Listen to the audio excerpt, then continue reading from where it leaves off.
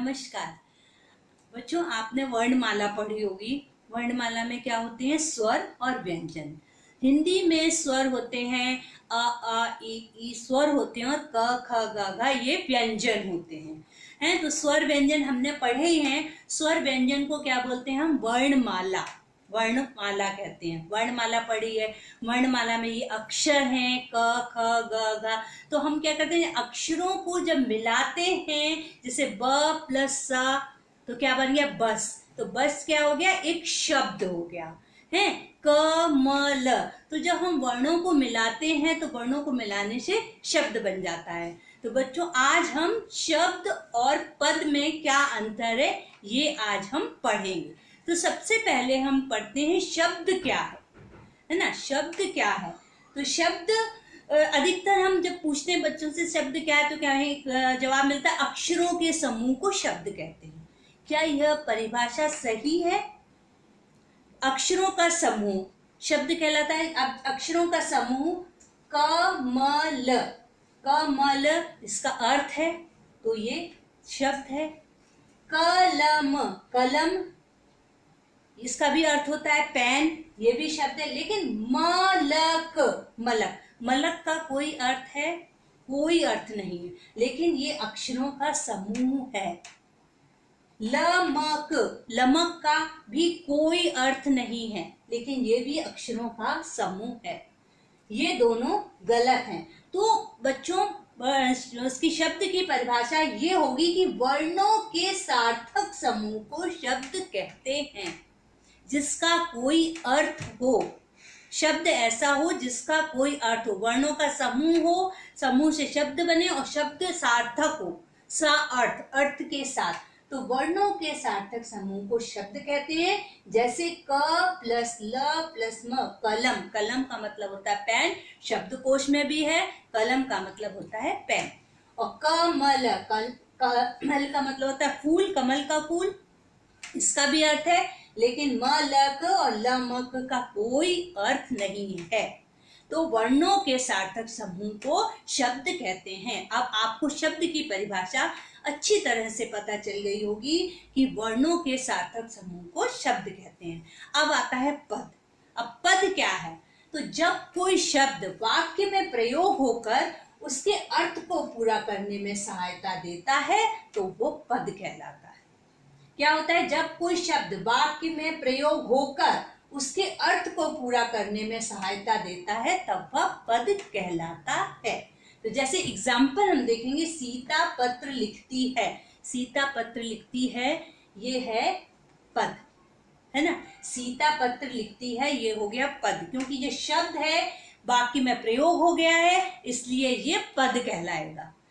मोहन विद्यालय जाता है। मोहन शब्द है, विद्यालय शब्द है, लेकिन ये वाक्य में प्रयोग हो गया, व्याकरणों के नियमों में बंध गया है, इसलिए ये पद कहलाएगा।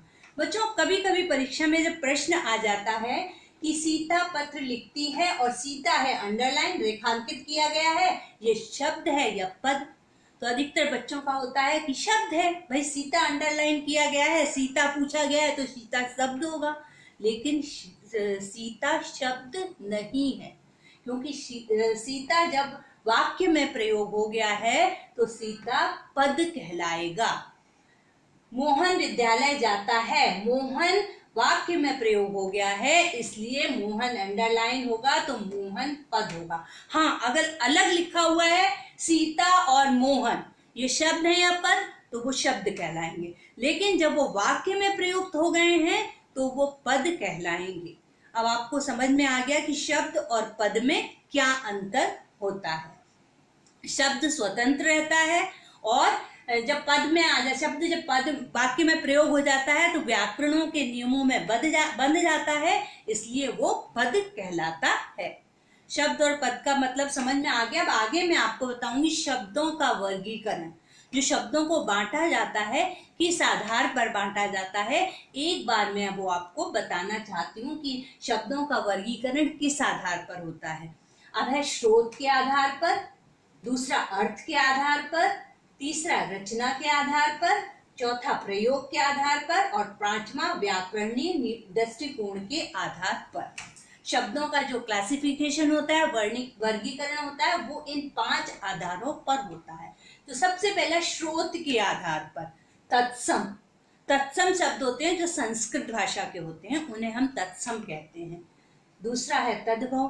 तद्भव शब्द जो संस्कृत के होते हैं लेकिन हम उसका रूप बदलकर हिंदी भाषा में प्रयोग करने लगते हैं। जैसे रात्रि संस्कृत शब्द है लेकिन हम उसको हिंदी में रात बोलते हैं, है ना।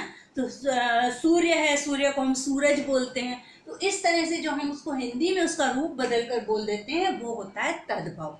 उसके बाद आया देशी।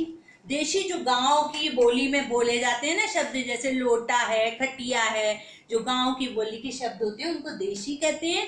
और फिर आया विदेशी। विदेशी जो मतलब दूसरी भाषाओं से हमारी हिंदी भाषा में शब्द आए हैं, जैसे अंग्रेजी के हैं, उर्दू के हैं, फारसी हैं, चीनी हैं, तुर्की हैं, और आगे इस तरह हमारी हिंदी में मतलब समावेश उनका हो गया है कि वो हमें हिंदी के जैसे ही लगने लगे हैं। तो वो होते हैं विदेशी।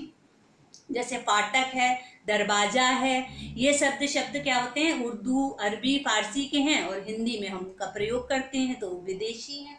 फिर है शंकर।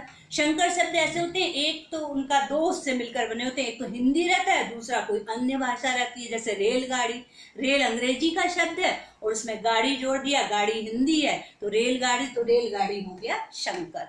समझ में आया। स्रोत के आधार पर शब्दों का इस प्रकार से अर्थ होता है। अब अर्थ के आधार पर शब्द कितने प्रकार के होते हैं। पहला एकार्थी, जिनका सिर्फ एक ही अर्थ होता है। फिर आता है अनेकार्थी, जिनके अनेक अर्थ होते हैं। फिर समानार्थी, समान अर्थ, जिनको हम पर्यायवाची भी कहते हैं। सूरज, सूर्य, रवि, इस तरह से होते हैं तो पर्यायवाची होते हैं। और विपरीतार्थक शब्द, विपरीत मतलब अपोजिट, विलोम शब्द होते हैं, उनको विपरीतार्थी शब्द कहते हैं।